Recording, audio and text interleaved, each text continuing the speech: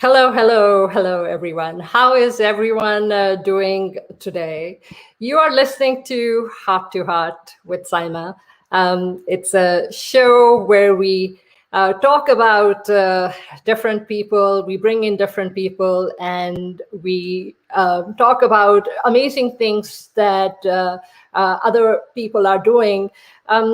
This podcast show, it is for people who is searching for that courageous person within us and who wants to be inspired by listening to stories of ordinary people doing extraordinary things. I'm Saima Dhillon, your host. Thank you so much for taking the time out of your day to be here.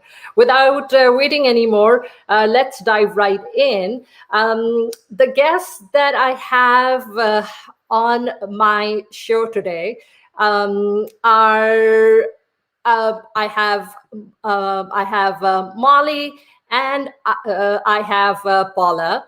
Um, the They are part of this enrollment store, um, and what they work on is different kind of insurance. And I'm going to bring them on so they can do their own introduction.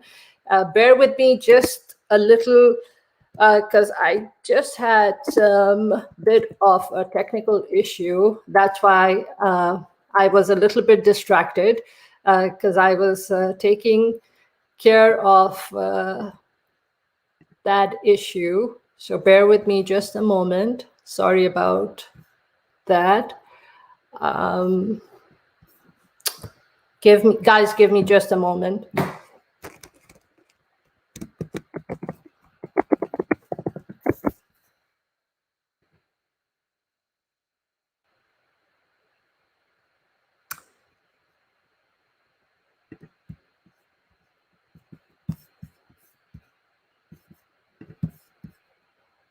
Okay, so I had some technical issues and I needed to make sure that everything is connected because we lost our access. Okay, we lost our access to Facebook. So sorry about that. But I'm going to bring my guest on and we'll let them do their own introduction. We just had a bit of a technical glitch. So hey, Paula. Hey, Munira. You go by Molly. How are you guys doing today? We're doing great, Saima. Hi, Saima. So sorry about that. I had a bit of a technical glitch. So as I was speaking my introduction, I had to fix things, and I was like, okay, what should I do first? So I think we'll just make it very easy. And Munira, why don't you go ahead and just give us an introduction and tell us about you. Sure, Saima. My name is Munira Rangwalla, as you know, and my client also called me Molly. It's an honor to be on your show. Thank you for the invitation. Absolutely. And I'm a mother of two teenage boys. I immigrated here from India, seeking a better life for my children. I have a degree in commerce and a master in business. By profession, I'm a licensed health insurance broker, and I'm appointed with all the carriers. That being said, best plan recommendation for our clients. My journey began in healthcare while I was serving my Smiley community seniors, where they had questions about Medicare, Medicaid, and informing them about the resources available and providing them with customized low-cost healthcare package. We do have a walk-in retail storefront in Plano. I do speak multiple languages, Hindi, Gujarati, Urdu, and I'm currently working with Paula Harrington. She's my partner and mentor. Paula, do you want to share something about yourself? Sure. In following Molly's introduction, I'm Paula Harrington.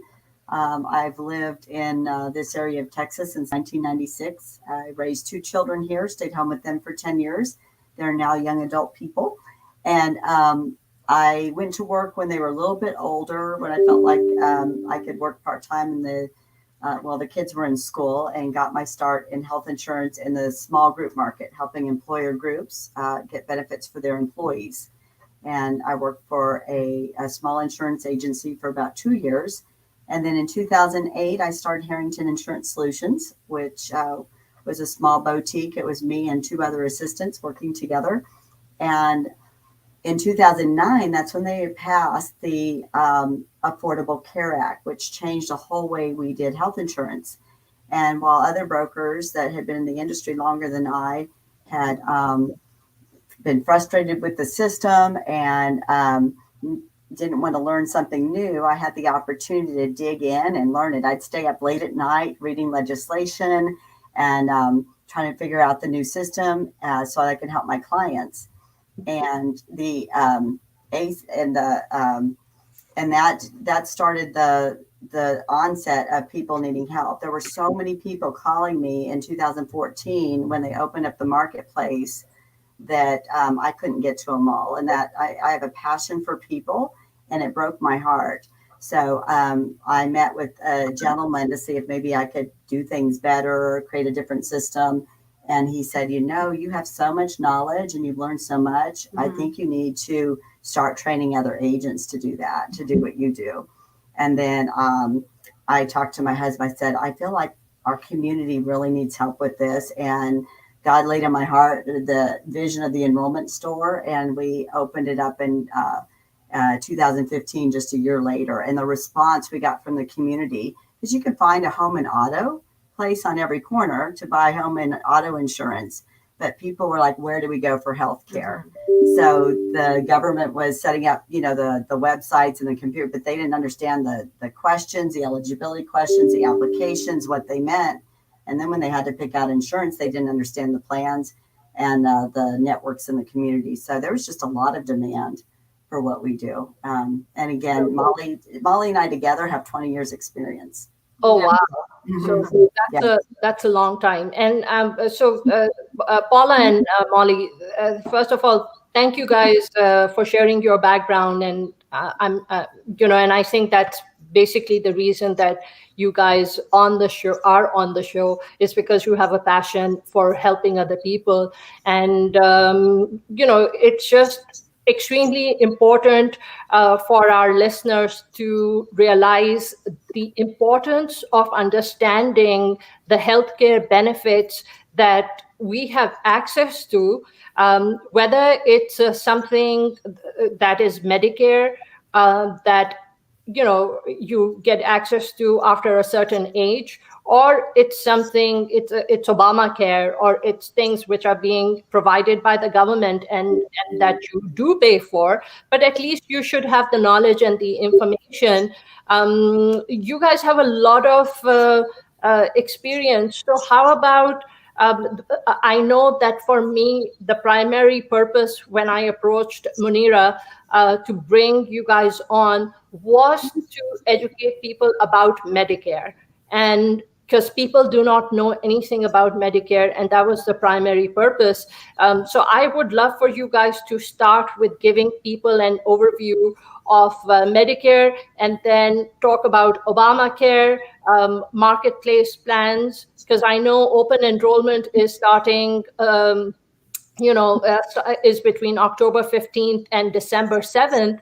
And Obamacare open enrollment begins November 1st through December 15th for a January 1st effective date. And it will extend this year until January 15th for a February 1st effective date. So I would love for you guys to talk more about starting with Medicare. It's our busy season. It's like tax season for CPAs. This is our busy season to help people because of these deadlines. These are urgent deadlines, because if people don't make a decision during those time frames, they get locked out of the market, and then they don't have access for a year. So, how about maybe starting with, tell us the top 5 things that people need to know about Medicare. What are things that based on your experience, what do you come across as lack of knowledge that people just don't know? And those are just like the basics that people should know, because it will change the quality of their life. Yeah. So signing up for Medicare when they turn 65. So I have seen in our community, a lot of time people are not aware that they turn 65 and they are supposed to enroll during the specific time, 3 months before turning 65 and 3 months after their birthday and the month of their birthday. So they have 7 months to enroll. And that's always I've seen, they said, oh, nobody informed us, or we were not aware, or how do we enroll, where do we go? Have you also had, right, Paula, Yeah, in your that's their community? initial enrollment period, is that right around the age of 65, the 3 months before, the month of, and 3 months after they turn 65 is when they're eligible to enroll. And So if they how about, they're locked out till the general enrollment period. Right. Paula, I apologize for interrupting you, but how about just going back to the rock bottom basic, and the basic is, what is Medicare? Yeah, so Medicare is Part A and Part B. There's two parts to it. Part A is the hospital insurance, and that covers their hospitalization after a deductible's been met. It also covers skilled nursing. If they treat them at the hospital and they're not able to go home yet, they might go to skilled nursing till they get stronger and they're able to return home. And it also covers some home health care following those stays in case they need some follow-up at home for that. And then it also covers hospice. That's what Part A is. So we call that hospital insurance. Part B is medical insurance. And these are the basics, but this is the foundation of Medicare that people need to understand. So Part B is where when you go to see your regular doctor, your primary care, or a specialist, or maybe you have to go get labs or diagnostic testing so the doctor can figure out what's going on, or maybe you need a medical supply. All that is covered under Part B. Now, Part B also has a deductible as well. It's a small one. It's around $200 this year at $203. Next year, it's going to be a little bit more. But the Medicare pays 80%, and the consumer is left paying 20%. Now, unlike the Obamacare or your workplace insurance that has what we call a stop loss, or the maximum out of pocket that you would pay before a plan begins paying, Medicare starts paying right away, but there is no maximum out of pocket. So you might have 20% of $130,000 worth of bills, where like Obamacare this last year had a maximum out of pocket of $88,550. Then the insurance company paid the rest of it. So Medicare does not have a maximum out of pocket amount, which is why people come to us and ask about insurance, like a Medicare Advantage plan or a supplement plan, to help with what Medicare doesn't pay for. So that's really important. So Molly and I like to start with that education moment with the consumer, understand the basics of Medicare, talk about the cost involved. So then when we start talking about the plans that they get all the mail in their mailbox for, and people are calling them, trying to get them to sign up, they understand how it works in conjunction with Medicare. It's really important to understand those basics first.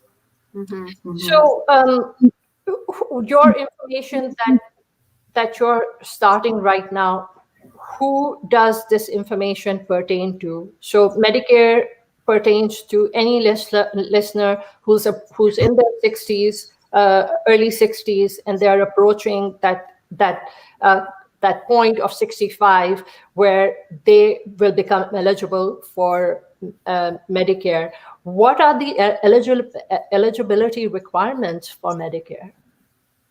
Well, we also, Molly's going to go into the citizen versus permanent resident, but in just a moment.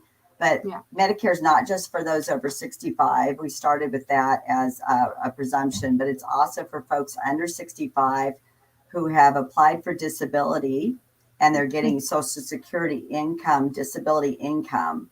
Once they hit a 24-month elimination period, meaning they've gotten a check for the disability, they've had income for 24 months, they then qualify for Medicare as well. So even if they're under 65, they may qualify for Medicare. Okay, if there's a disability. Yeah. And then the other thing we see, especially in the community where like Molly came from India, mm-hmm. and she's lived here and raised her family here. Well, a lot of adult children are bringing their parents over from other countries, and they didn't necessarily meet all the qualifications. So Molly's going to go through those qualifications real quick for U.S. citizens and also permanent residents. So why don't you take it away, Molly? Yes. So for Medicare, if you are 65 or older or have worked 40 quarters in U.S., that is 10 years of your work, you pay taxes. Mm-hmm. You pay a premium for Part A, which is $144. for 2021. Now that is for Part B. You pay a premium of 158 for 2022. So Part A for people who have worked is premium free, so they don't pay any premium, but there is a premium for Part B depending upon their income that they made 2 years back in 2019. So the Part B premium is connected to the income that they made 2 years back. But basically, it is 158 for 2022. But also for people who are under 65 and who are disabled, and they also qualify for Social Security benefits. After a wait period of 24 months, they also qualify for Medicare. So it is also for people who are under 65 as well. So if they are currently on Medicare and they will want to shop during the open enrollment period, if they aren't yet qualified during the annual open enrollment period, they will get a special open enrollment period when their 24 months waiting period ends. It is important that they do not miss that SAP time frame. So all these time frames are very, very important, Saima, and I've seen people have delayed their Part A and Part B, and sometimes they don't know where to go. So every time they come to me and I'm able to help them and guide them, instead of going to the Social Security office and standing there in lines for so many hours, Yeah. we guide them and, we help them through this process. So, so they're, if they have been in our country legally for 5 years, they could have a permanent resident card. At that point, they would qualify for Medicare. So it's not based on a birth date. It's when the date on that permanent resident card is out. Paula, let me pause you for a second, because we've had some issues when I was trying to go live. The thing is, I think maybe we should just continue going on, because at least LinkedIn is working and YouTube broadcast is working, but Facebook broadcast, there were some technical issues, and we are not in Facebook. So, but I think we should just continue instead of breaking it right now, because since the stream is already created and we won't be able to, I'm sorry. That's okay. I was a bit distracted, and it's Facebook has given some. So just to recap, where we're pivoting to is if they're U.S. citizens or they've been permanent residents and they've worked here in our country for 40 quarters or 10 years period of time, money's been taken out of their paychecks to pay for Part A. So there's not a premium normally for those folks. But there is a premium for Part B, which Molly said was $148.50, and it's going up to $158.50 for 2022. And this is important for our seniors to know, for people that are under 65 with disability to know, and also for adult children our age who may be helping their parents understand the system. So the education is really important, and the planning ahead of time. We like to talk to people when they're 63, 64, so we can help them understand and plan for accessing these benefits when they need them. There's also,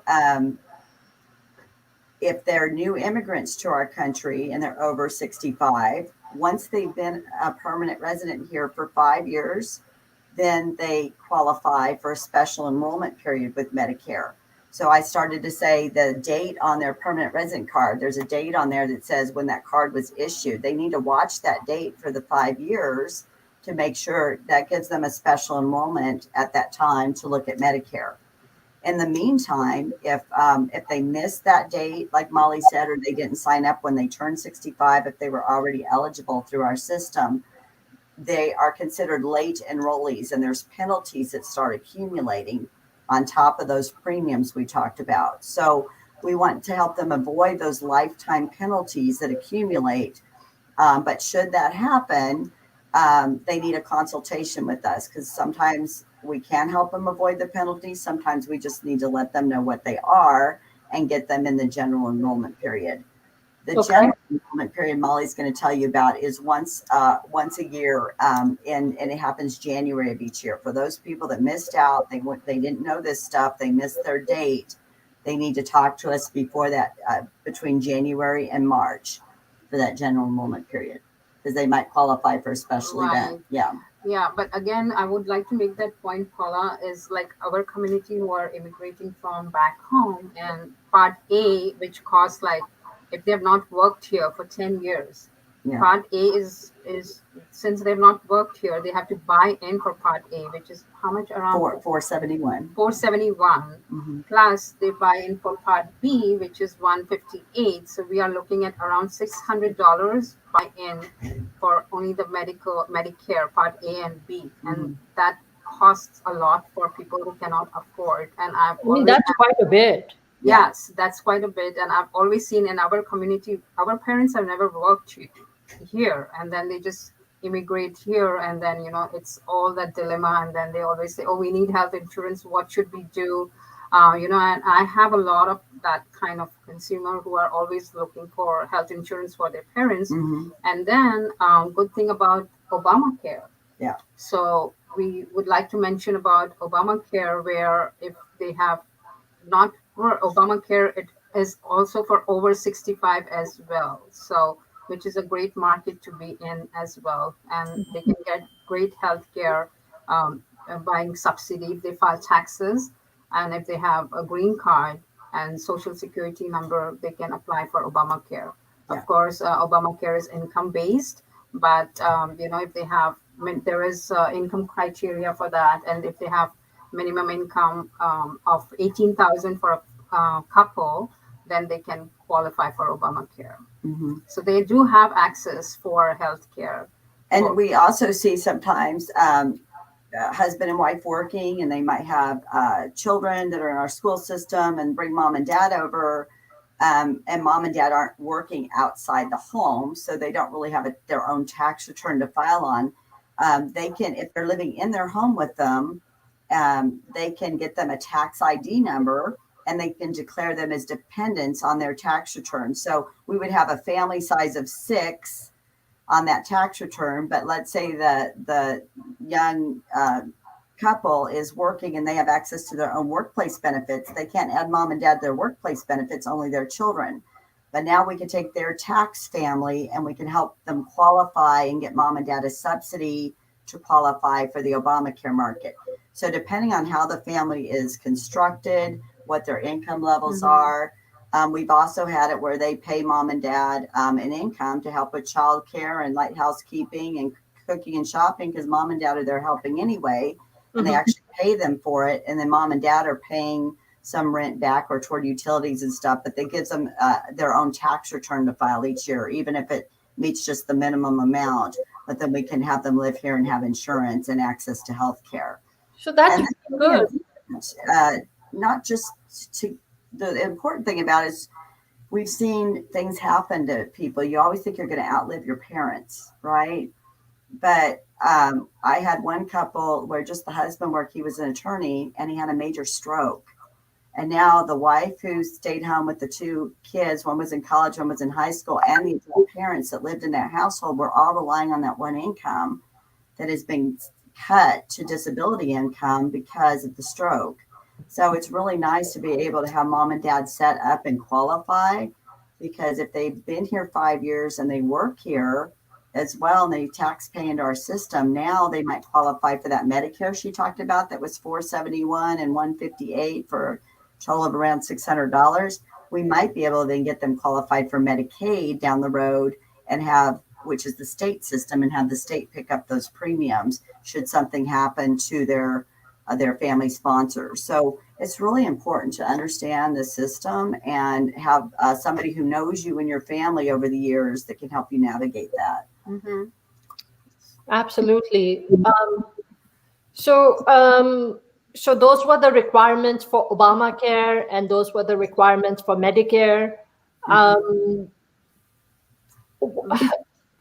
Especially with seniors, what do you feel? What is missing? Why are people unaware of the options which are available to them? most of it, a lot of it's run by government and Social Security, which they're just overwhelmed with the number of people we see turning 65. Just in the United States alone, not even immigrating here, it's about 11,000 people per day in our country. It's huge, turning 65, those baby boomers. And then in Texas alone, we have, because of our economy and jobs, we have people moving here from other states. And then we have people bringing their parents over from other countries. So we are compounded. And we have our store and 28 agents in our store. But if you think about between the government and then the individual agents that are out there, there's probably more real estate agents than there are health insurance agents in the community. So it's just to connect with the people who know and can help them navigate it. There's just not as many of us in this industry. A lot of them have aged and they're exiting the industry because they didn't like to keep up with all the changes has been difficult for them. So I have agents that say, well, I only do Medicare, but I don't do ACA, which is the marketplace or Obamacare plans. And people qualify at different stages of life for both. Like I said, I start out in employer group. So we talk to a lot of people that own their own businesses. It might be just a husband and wife that own their own business and help them have access that way, and then teach them how to help their parents connect to healthcare coverage. They just really need people like us in the community that are passionate about it and help them navigate the systems. Right. Especially help people, educate people, because it starts with education. Even for us right now, the primary purpose of doing this is to educate people that, if you have disability, you can qualify for Medicare. You don't have to wait to be 65. So so how about going back just a bit, and can you tell us if you have a disability, what can Medicare provide you? It's full Medicare, just like if you're over 65. Once you reach that 24-month elimination period, they qualify. They get a red, white, and blue card that says A and B. And then normally at 65, they can buy a Medicare supplement plan, but it's very expensive and they can only get A. And I won't go into that on this program. Maybe we could have us back sometime. We can explain the different plan options. But we like to recommend a Medicare Advantage plan for them that combines their A and B, and it also covers some dental and vision and has all kind. We call them bells and whistle benefits on there: access to gym, access to hearing aids or hearing test, dental things that Medicare does not provide. So we like to do that because when they turn 65, they'll be eligible one more time to make another plan choice once they are 65. So for our under 65, we recommend an Advantage plan that fits well in their community and where they live. Right. Gives them access to care with the extra benefits on top of it. I think Medicare also provides a lot of these these benefits that people are not aware of at all, like pick up and drop service, transfer service, where Medicare will actually come and pick people up and take them. So what are some of these things that most people are unaware of? Yeah, those are for our lower income folks. It's called the Medicare Savings Program. It's actually part of Medicaid. Remember, Medicare is federal and Medicaid is state. So we combine those, accessing both those benefits to qualify them. And again, they need to be U.S. citizens or permanent residents for at least 5 years to qualify, and they have to have low income. So Molly, can you tell them the income limits and stuff for the Medicaid? And there's income and asset limits. Yeah. So the income limits are $1,074 for one person, and if it's a couple married and living together, it's $1,452. Now, the Social Security income or the benefits are also counted as income. And there is railroad retirement benefit, interest or dividend, gift or contribution, veteran benefits, royalty and rental payments, value for food, clothing, and shelter paid by someone else. Mm-hmm. So all that. And if they have home back home, also sometimes is considered as income if they have property back home. So if they're filing taxes in the U.S. on it. Right. So they need to include that as well. So, and then there are also asset limits. So we say, if you're single, do you make over, that 1,074 Molly talked about? And then do you have assets over 7,970? So what counts as an asset? That's like your bank account, CDs, real property, not the home you live in, it's homestead.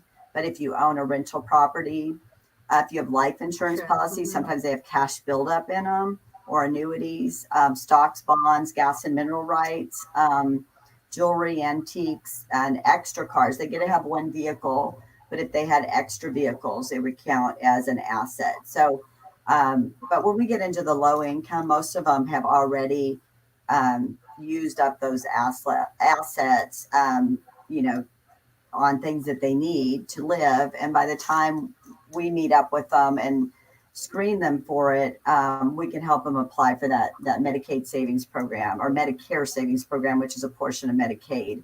But it'll sometimes pay that Part B premium that Molly and I said was going to go up to $158.50. Sometimes we can get it to pay Part A, depending on their qualifications. It brings their cost of paying for doctors when they are on the health insurance plan. It qualifies them for what we call dual plans, dual SNP, which is dual special needs. And dual means they're Medicare and Medicaid qualified. And that has all the extra, the transportation and stuff that you spoke about. Yeah, so if they have original Medicare Part A and B, then they can add Medicaid if their income is low. So we can help them to apply for Medicaid.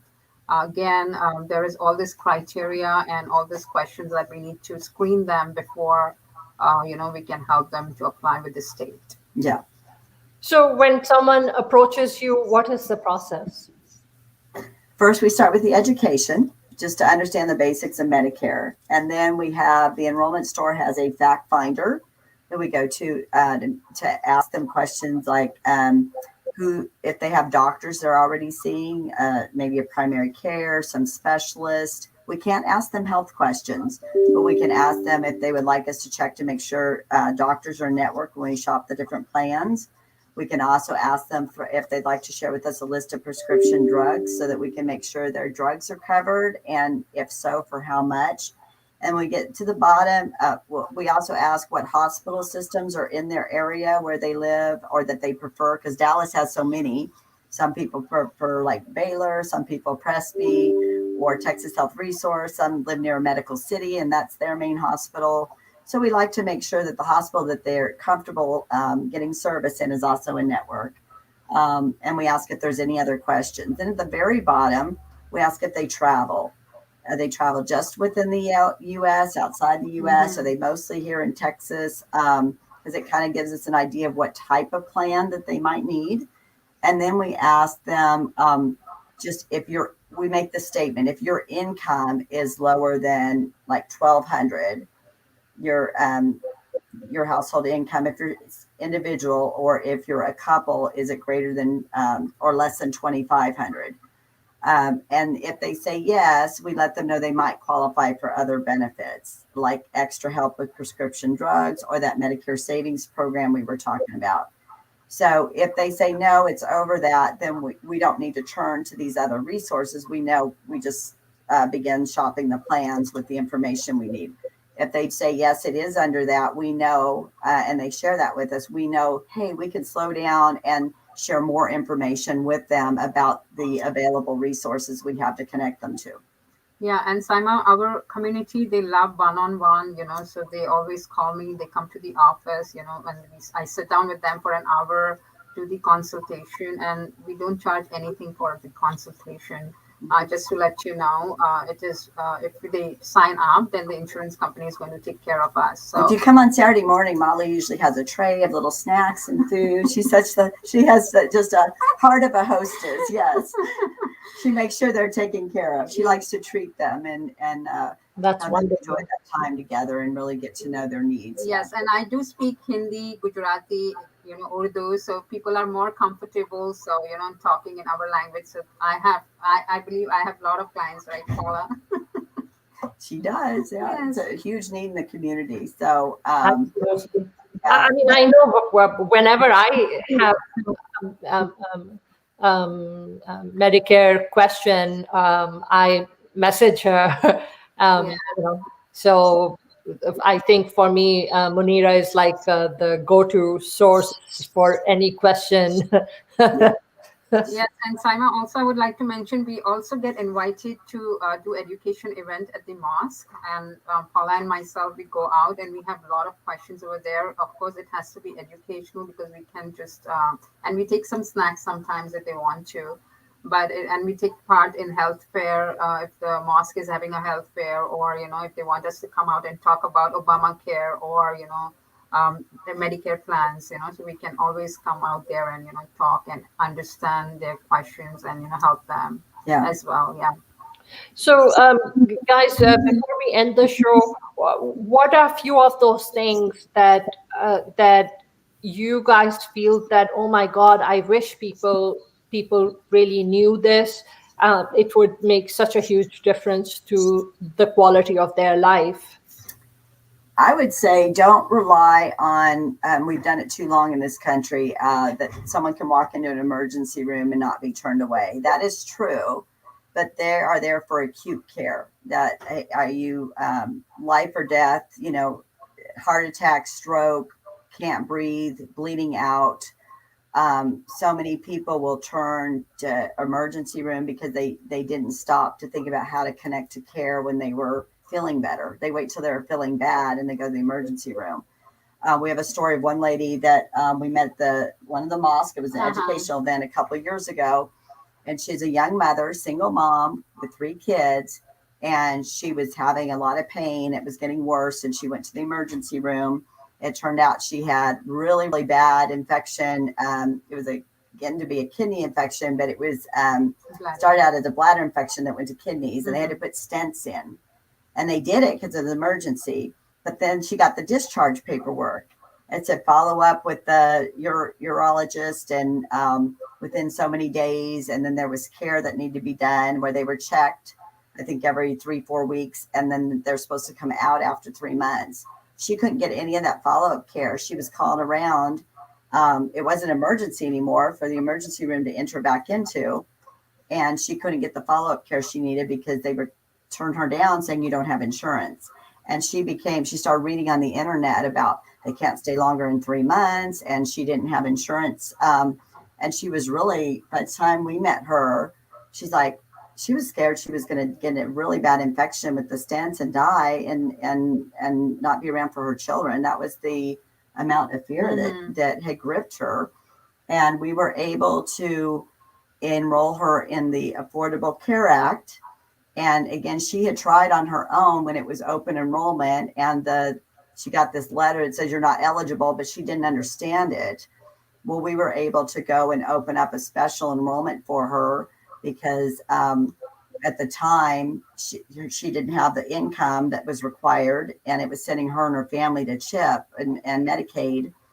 And now we were able to show she had just enough income from some work she had done through the year to now qualify, and it opened up an SEP. But we had to ask for that special enrollment through the marketplace. We were able to get it for her, but she just tried on her own typing on that computer. It wasn't going to open up. So you have to know the right buzzwords when you call them, the right things to say to get it open up. Anyway, we were able to get her insurance the first of the month. Just 10 days later, she's able to go see the same doctors and follow up. And we run into her every once in a while in the community, and she just has a big smile. She sent people to us to help them since then. And it's just been a real joy. And that's our passion. 5 years back now. Yeah. Has it been 5 years already? Yes. Oh my gosh. It was an epic masjid, I remember. Yeah. Mm-hmm. But, I think that's what experts are for. I mean, I've been doing what I do for 16 years. You guys, whatever you do, you have 20 years experience between you guys. And that's what experts are for, people who are able to guide you and assist you into making better and more informed decisions. And that's what you guys are doing. You are educating other people. And I think that is essential. And everything else that comes through, that is the icing on the cake. So, any final words, Munira, that you would like to share before we end the show? No, meaning I say they have my number if they want to reach out to me. I can leave my number. Do you want me to give it out or? Yes, go ahead. Okay, my cell phone number is 469-855-5552, and my email is molly@enrollmentstore.com. And we do have a walk-in office on Plano and Legacy, and you can always Google us on with the enrollmentstore.com, and you will find me and Paula. We are most of the time here, but you can always, since the open enrollment is starting for Medicare October 15th to December 7th, so anybody has a Medicare Advantage plan or a supplement plan and would like to review, we can always help them. We don't. We would advise all the consumer out there to review their plan every year because there is a lot of changes and a lot of benefits that carriers are giving. So take advantage of that and please reach out to us if you need us, and please call us. And we are always here. And Paula, would you like to say? I just, so for my part, I went from helping clients, and I still have my own clients that are with me and I help, but rather than taking on new ones, I'm mostly here to, we hire and recruit and train agents. So if you have any stay-at-home moms that like I was, that are, their kids are getting older and they're looking for that second career or something, and they have a passion for helping people, they can contact either Molly or myself, and we're going to start more about that. Right. We're going to start the interview process for the new hire January 15th. So we're starting a new whole batch. So and we have a whole university we put them through. It's called HIS University, and they go through the different modules, and we help them get licensed and tested, and then walk them through training and come alongside them. We have ride-alongs, and we sit alongside them with their customers in each market, so they start to learn and understand. So we have some great career opportunity, and it's a great team to work out here, and we're always holding hands, and Paula is a great mentor, so you can't go wrong with that. You can see me. Absolutely, and we can definitely women, ladies, you were Paula, you said you were a stay-home mom before, and so you guys got involved in this business where you're helping people. What has this done for your lives, for you? Well, my husband now works for me. He used to be a lawyer and he got burned out. So he was able to, 2 years ago, step away from that stressful career that he had while he supported our family. And now we're able to support our own family with the through the agency, and again help more people learn how to help others and help them develop a career. So it's fun. It's a lot like real estate, which I used to be a realtor, by the way, years ago. So I know there's a lot of similarities in our passion for helping people there. But I grew up, my parents were both real estate brokers in California.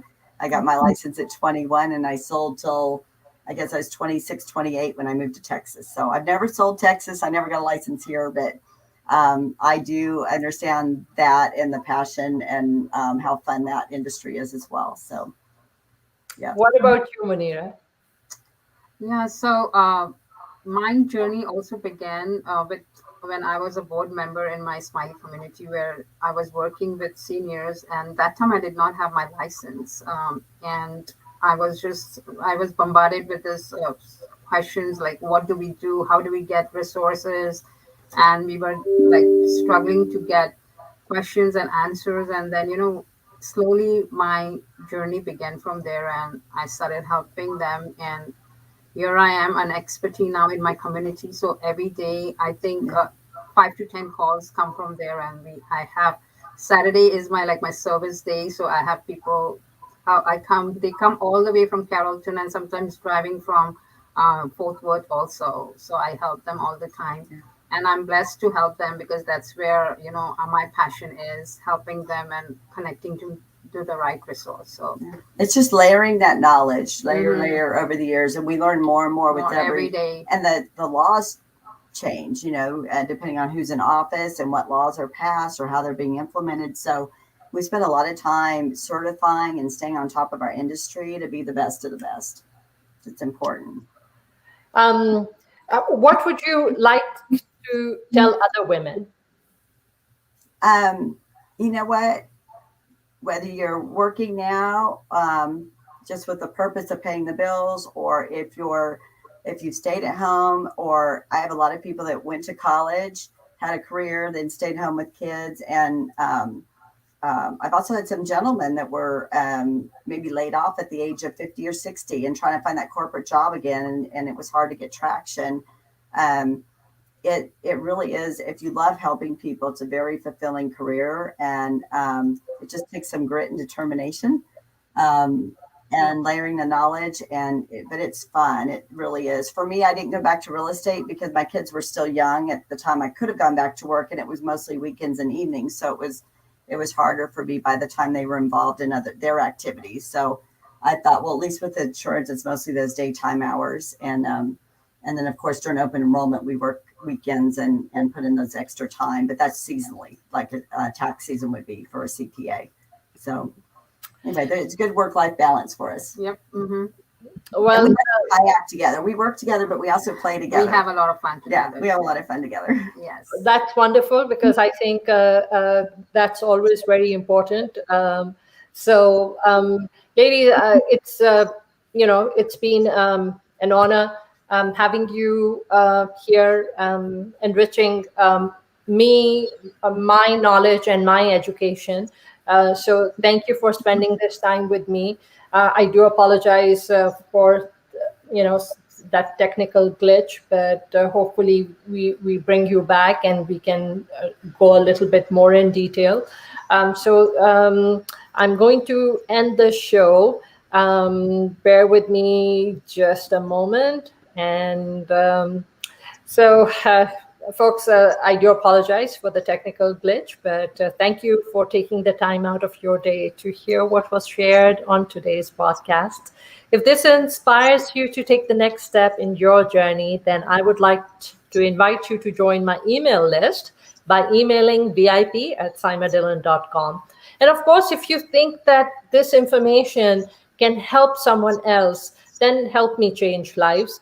Just take 30 seconds to simply share the link to the podcast in a text or post it on social media, and I will be so grateful. Until next time.